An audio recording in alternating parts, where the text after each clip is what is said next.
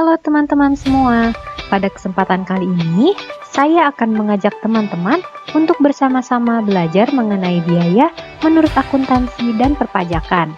Untuk video pembelajaran kali ini akan saya bagi menjadi dua bagian video ya. Materi kali ini terdiri dari 5 pokok pembahasan, yaitu biaya menurut akuntansi, biaya yang boleh dikurangkan dalam perpajakan, biaya yang tidak boleh dikurangkan dalam perpajakan, biaya bersama, dan yang terakhir, fasilitas pengurang penghasilan bruto. Oke, langsung saja kita ke topik pembahasan yang pertama, yaitu biaya menurut akuntansi. Dalam akuntansi, kita mengenal adanya istilah beban. Menurut kerangka konseptual pelaporan keuangan, beban adalah penurunan aset atau peningkatan liabilitas yang mengakibatkan penurunan ekuitas selain yang berkaitan dengan distribusi ke pemegang klaim ekuitas. Pengakuannya terdapat 4 cara. Yang pertama, pengaitan biaya dengan pendapatan. Yang kedua, pengakuan beban atas dasar prosedur alokasi yang sistematis dan rasional. Yang ketiga, beban yang segera diakui dalam laporan laba rugi ketika pengeluaran tidak menghasilkan manfaat ekonomi di masa depan. Dan yang keempat, pengakuan beban pada saat liabilitas timbul tanpa adanya pengakuan aset. Selain beban, dalam akuntansi kita juga mengenal adanya istilah biaya. Perbedaan utama antara beban dan biaya terletak pada masa manfaatnya. Biaya biasanya berkaitan dengan pengeluaran yang memiliki manfaat melebihi 1 tahun, sehingga perlu dibebankan melalui depresiasi atau penyusutan. Berbeda dengan itu, beban biasanya berkaitan dengan pengeluaran yang memiliki masa manfaat kurang dari 1 tahun, sehingga langsung dapat dibebankan secara keseluruhan pada tahun yang bersangkutan. Selanjutnya, pengukuran unsur-unsur laporan keuangan.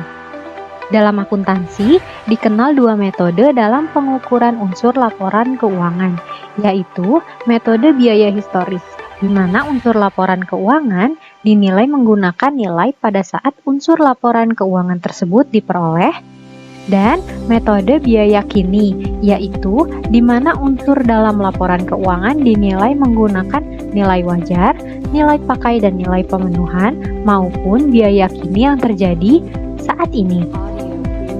Dalam PSAK sendiri, biaya diatur dalam beberapa pasal, antara lain PSAK 14 tentang biaya atas persediaan, PSAK 16 tentang biaya atas aset tetap, PSAK 19 tentang biaya atas aset tidak berwujud, PSAK 24 tentang biaya atas imbal kerja, PSAK 26 tentang biaya pinjaman, PSAK 30 tentang biaya sewa, dan PSAK 48 tentang penurunan nilai aset atau impairment. Selanjutnya, biaya menurut fiskal. Dalam undang-undang perpajakan kita, biaya dibedakan menjadi 2, yaitu biaya yang berkaitan dengan kegiatan mendapatkan, menagih dan memelihara penghasilan dari objek pajak non-final sehingga dapat dibebankan sebagai pengurang penghasilan bruto wajib pajak sebagaimana diatur dalam pasal 6 Undang-Undang Pajak Penghasilan. Dan yang kedua adalah biaya yang tidak berkaitan dengan kegiatan mendapatkan, menagih dan memelihara sehingga tidak dapat dibebankan sebagai pengurang penghasilan bruto wajib pajak sebagaimana diatur dalam pasal 9 Undang-Undang Pajak Penghasilan. Oke, selanjutnya kita masuk ke topik bahasan yang kedua, yaitu biaya yang boleh dikurangkan dalam perpajakan.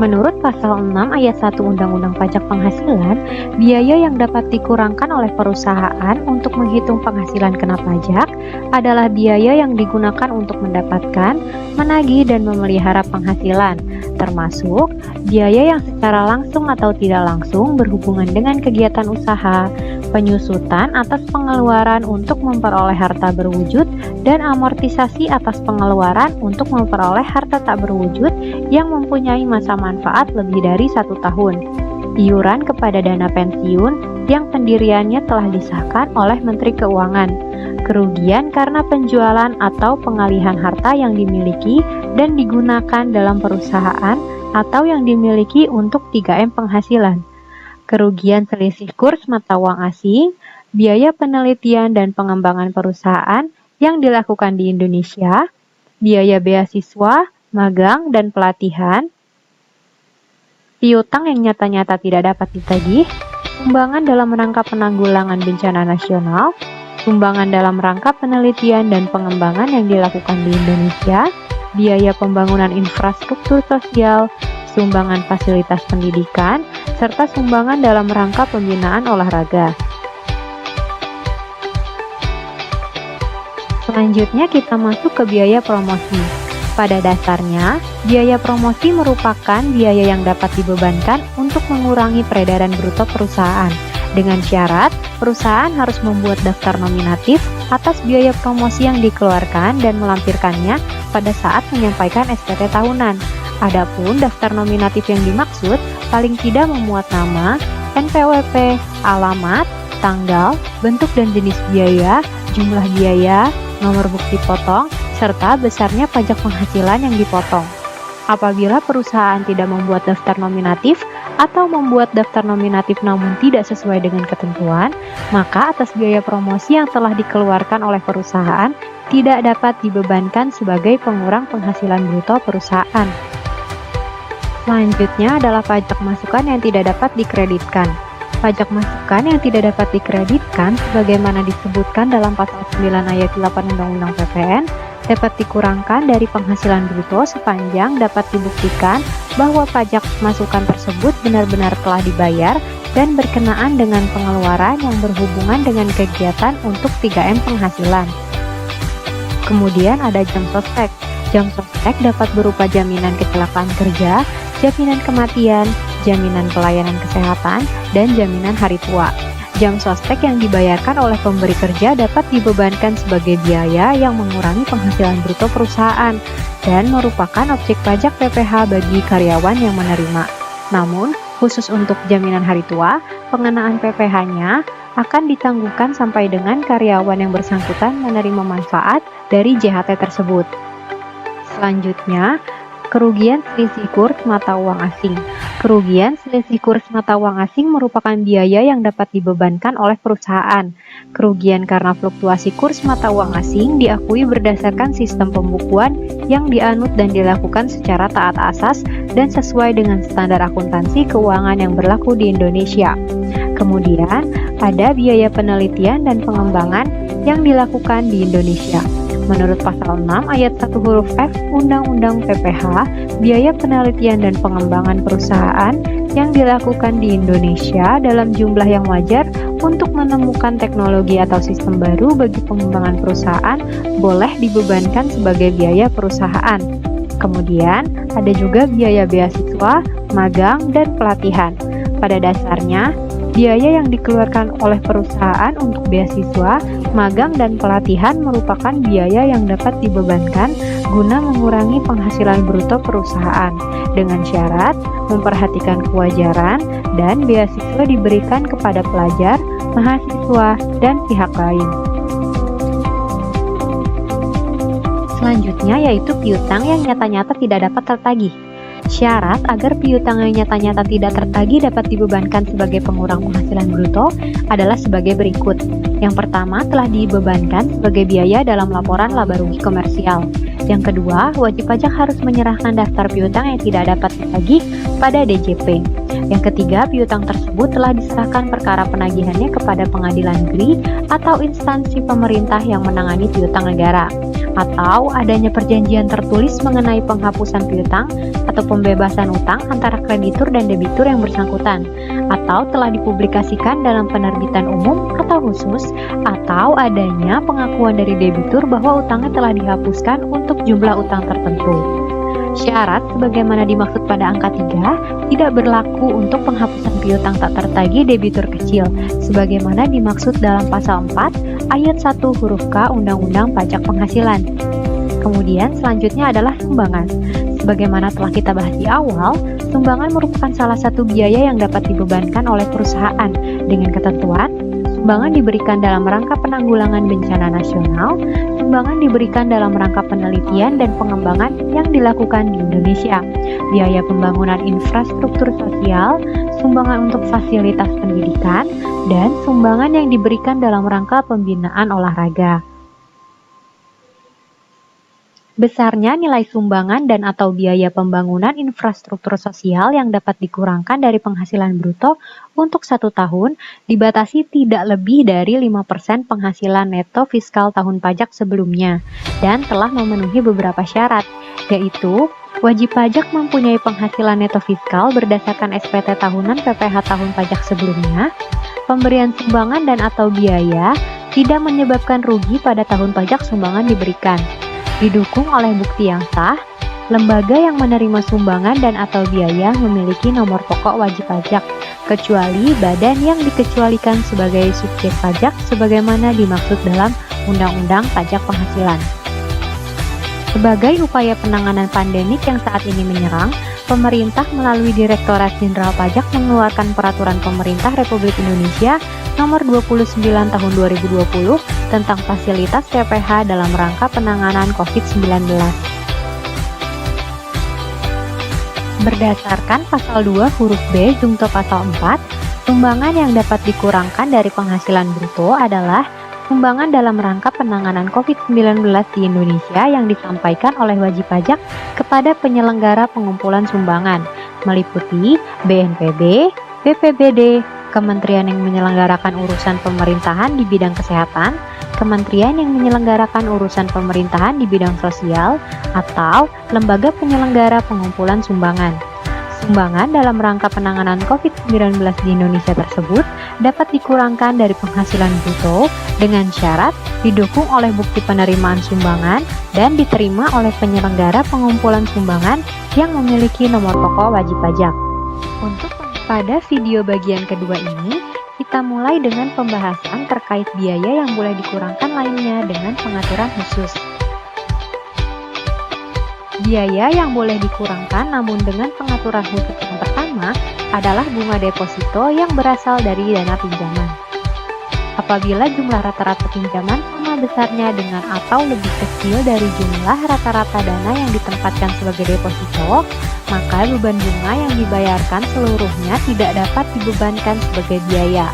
Namun, apabila jumlah rata-rata pinjaman lebih besar dari jumlah rata-rata dana yang ditempatkan dalam bentuk deposito, maka bunga yang dibayar atas rata-rata pinjaman yang melebihi jumlah rata-rata dana yang ditempatkan sebagai rata-rata deposito dapat dibebankan sebagai biaya.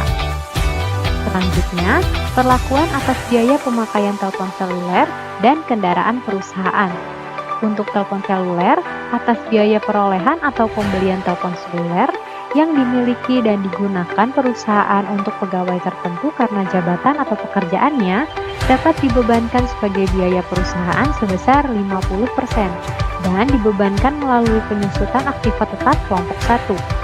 Atas biaya berlangganan atau pengisian ulang pulsa dan perbaikan telepon seluler yang dimiliki dan dipergunakan perusahaan untuk pegawai tertentu karena jabatan atau pekerjaannya dapat dibebankan sebagai biaya perusahaan sebesar 50% dan dibebankan dalam tahun pajak yang bersangkutan.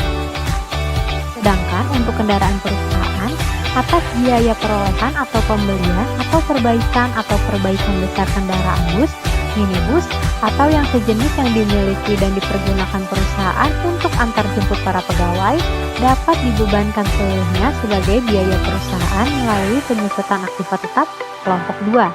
Atas biaya pemeliharaan atau perbaikan rutin kendaraan bus, minibus, atau yang sejenis yang dimiliki dan dipergunakan perusahaan untuk antar jemput para pegawai dapat dibebankan seluruhnya sebagai biaya perusahaan dalam tahun pajak yang bersangkutan. Atas biaya perolehan atau pembelian atau perbaikan besar kendaraan sedan atau yang sejenis yang dimiliki dan dipergunakan perusahaan untuk pegawai tertentu karena jabatan atau pekerjaannya dapat dibebankan sebagai biaya perusahaan sebesar 50% melalui penyusutan aktiva kelompok 2. Atas biaya pemeliharaan atau perbaikan rutin kendaraan sedan atau yang sejenis yang dimiliki dan dipergunakan perusahaan untuk pegawai tertentu karena jabatan atau pekerjaannya dapat dibebankan sebagai biaya perusahaan sebesar 50% dalam tahun pajak yang bersangkutan. Atas biaya yang dapat dibebankan tersebut tidak merupakan penghasilan bagi para pegawai perusahaan yang bersangkutan. Selanjutnya, biaya entertainment. Pada dasarnya, biaya entertainment, jamuan, dan sejenisnya yang dikeluarkan oleh perusahaan untuk kegiatan 3M penghasilan merupakan biaya yang dapat dikurangkan dari penghasilan bruto, dengan syarat wajib pajak yang bersangkutan harus melampirkan daftar nominatif pada saat penyampaian SPT tahunan. Untuk itu, wajib pajak harus dapat membuktikan bahwa biaya entertainment tersebut telah benar-benar dikeluarkan dan benar-benar ada hubungannya dengan kegiatan 3M penghasilan perusahaan. Kemudian, ada perlakuan pajak penghasilan atas BPHTB dan PBB. BPHTB atas hak atas tanah yang dimiliki dan dipergunakan oleh perusahaan untuk kegiatan 3M penghasilan dapat dikurangkan sebagai biaya dalam perhitungan penghasilan kena pajak melalui amortisasi hak atas tanah, sepanjang hak atas tanah tersebut dapat diamortisasi sesuai ketentuan pasal 11A Undang-Undang Pajak Penghasilan. BPHTB atas hak atas bangunan yang dimiliki dan dipergunakan oleh perusahaan atau dimiliki untuk kegiatan 3M penghasilan dapat dikurangkan sebagai biaya dalam perhitungan penghasilan kena pajak melalui penyusutan bangunan tersebut sesuai ketentuan pasal 11 Undang-Undang Pajak Penghasilan. PBB atas tanah dan bangunan yang dimiliki dan dipergunakan dalam perusahaan atau dimiliki untuk 3M penghasilan dapat dikurangkan sekaligus sebagai biaya dalam penghitungan penghasilan kena pajak. Penjelasan tersebut tidak berlaku bagi penghasilan yang dikenakan PPh final dan atau dikenakan norma perhitungan penghasilan neto atau norma penghitungan khusus.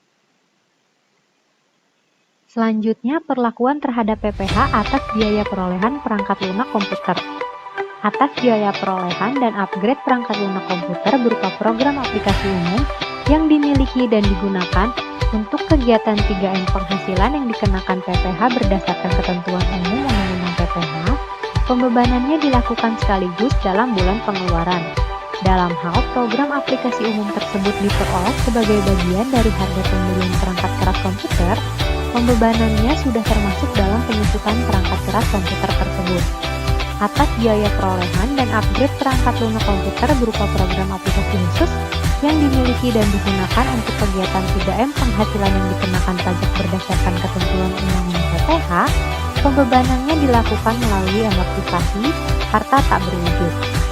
Dalam hal upgrade program aplikasi khusus, biaya perolehan dan upgrade perangkat lunak komputer tersebut terlebih dahulu ditambahkan dalam nilai sisa buku fiskal yang masih ada dan kemudian amortisasinya dilakukan dengan menggunakan masa manfaat baru atau penuh terhitung mulai bulan dilakukannya upgrade. Selanjutnya, perlakuan atas biaya pengembangan tanaman industri dan biaya pemeliharaan ternak. Biaya pengembangan tanaman industri dan atau biaya pemeliharaan ternak yang berumur lebih dari 1 tahun dan hanya 1 kali memberikan hasil dikapitalisasi selama periode pengembangan dan merupakan bagian dari harga pokok penjualan pada saat hasil tanaman industri dan atau hasil ternak tersebut dijual. Kemudian, perlakuan atas beban bunga pinjaman. Pada dasarnya, bunga pinjaman merupakan biaya yang dapat dibebankan sebagai pengurang penghasilan bruto perusahaan. Namun, bunga pinjaman atas dana yang diperuntukkan untuk memperoleh penghasilan final dan atau bukan objek pajak tidak dapat dibebankan sebagai biaya yang dapat mengurangi penghasilan bruto. Untuk perbandingan debt to equity ratio, besarnya perbandingan antara utang dan modal ditetapkan paling tinggi sebesar 4:1. Artinya, sebuah perusahaan dikatakan sehat apabila debt to equity rasionya lebih kecil atau sama dengan 4:1. Penghitungan perbandingan utang dan modal digunakan untuk perhitungan biaya pinjaman yang dapat diperhitungkan dalam menghitung penghasilan kena pajak. Selanjutnya, perlakuan atas biaya transportasi untuk karyawan. Biaya eksploitasi kendaraan antarjemput karyawan dapat dibebankan sebagai biaya oleh perusahaan dan bukan merupakan penghasilan bagi karyawan. Kendaraan perusahaan yang dibawa pulang oleh karyawan tertentu karena jabatan atau pekerjaannya dapat dibebankan sebagai biaya perusahaan sebesar 50% dan bukan merupakan penghasilan bagi karyawan. Tunjangan transport yang diberikan kepada karyawan untuk pulang atau pergi kantor dapat dibebankan sebagai biaya oleh perusahaan dan merupakan penghasilan bagi karyawan.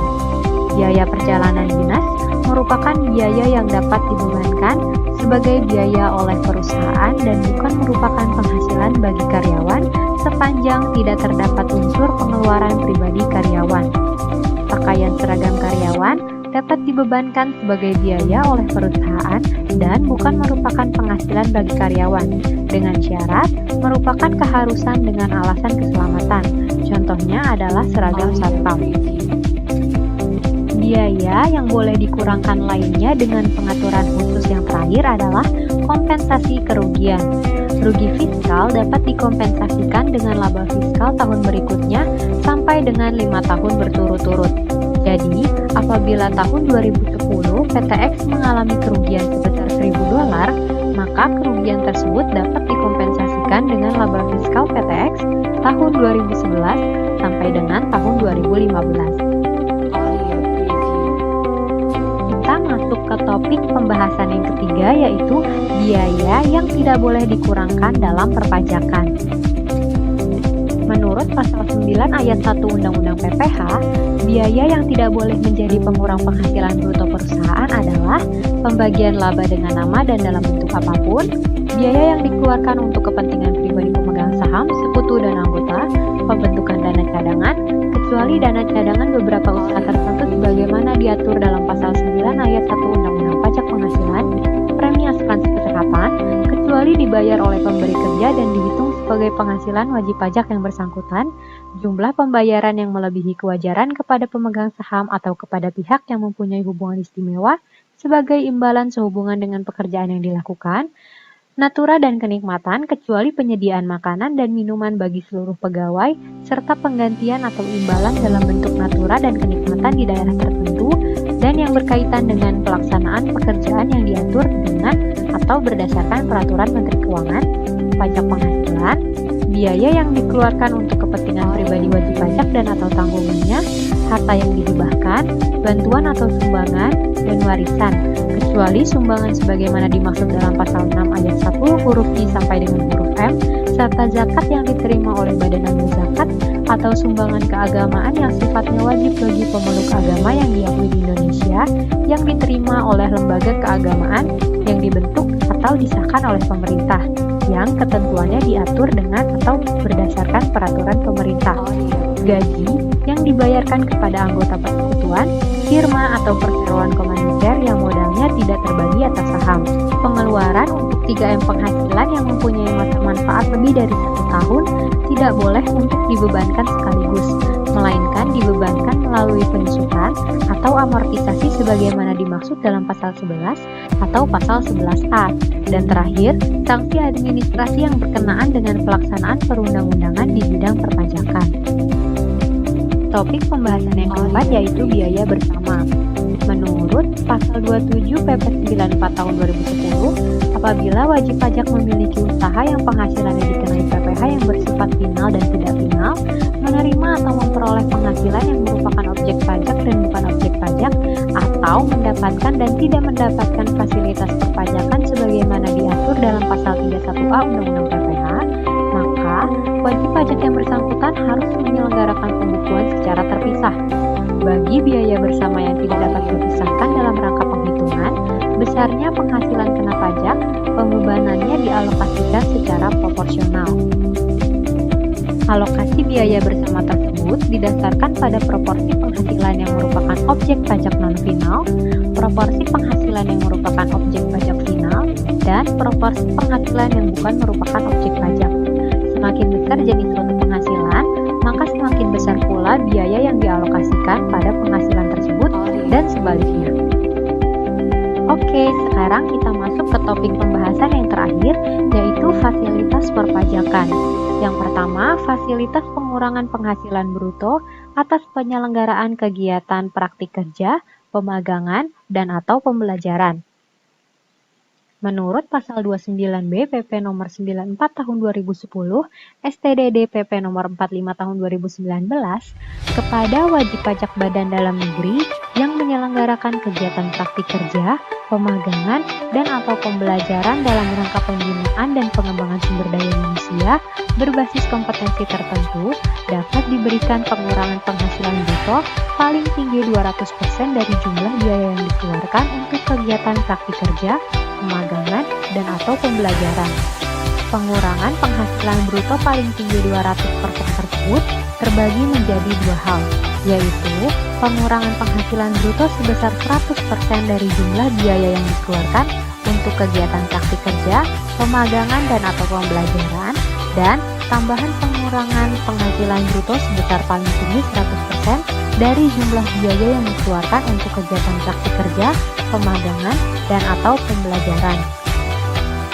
Untuk dapat memperoleh fasilitas pengurangan penghasilan bruto tersebut, wajib pajak harus memenuhi beberapa ketentuan, antara lain telah melakukan kegiatan praktik kerja, pemagangan, dan atau pembelajaran dalam rangka pembinaan dan pengembangan sumber daya manusia yang berbasis kompetensi tertentu, memiliki perjanjian kerjasama, tidak dalam keadaan rugi fiskal pada tahun pajak pemanfaatan tambahan pengurangan penghasilan bruto, dan telah menyampaikan surat keterangan fiskal.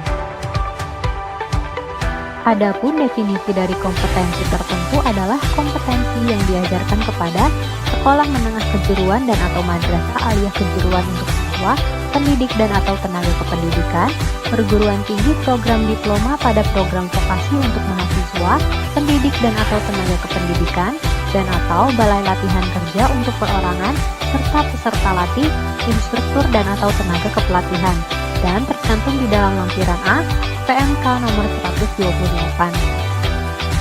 Cakupan kegiatan yang memenuhi kriteria untuk memperoleh fasilitas pengurangan penghasilan bruto tersebut adalah kegiatan yang diikuti oleh siswa, pendidik, dan atau tenaga kependidikan di sekolah menengah kejuruan atau madrasah aliyah kejuruan, mahasiswa, pendidik, dan atau tenaga kependidikan di perguruan tinggi program diploma pada pendidikan vokasi, peserta latih, instruktur dan atau tenaga kepelatihan di balai latihan kerja, dan atau perorangan yang tidak terikat hubungan kerja dengan pihak manapun yang dikoordinasikan oleh instansi yang menyelenggarakan urusan pemerintahan di bidang ketenaga kerjaan pusat, pemerintah provinsi, atau pemerintah kabupaten kota yang dilakukan wajib pajak di tempat usaha wajib pajak sebagai bagian dari kurikulum pendidikan kejuruan atau vokasi dalam rangka menguasai keterampilan atau keahlian di bidang tertentu. Cakupan biaya yang dapat mendapatkan tambahan pengurangan penghasilan bruto adalah biaya yang dikeluarkan untuk penyediaan fasilitas fisik khusus berupa tempat pelatihan dan biaya penunjang fasilitas fisik khusus meliputi listrik, air, bahan bakar, biaya pemeliharaan, dan biaya terkait lainnya untuk keperluan pelaksanaan praktik kerja dan atau kegiatan pemagangan. Instruktur atau pengajar sebagai tenaga pembimbing praktik kerja, pemagangan dan atau kegiatan pembelajaran, barang dan atau bahan untuk keperluan pelaksanaan kegiatan praktik kerja, pemagangan dan atau pembelajaran.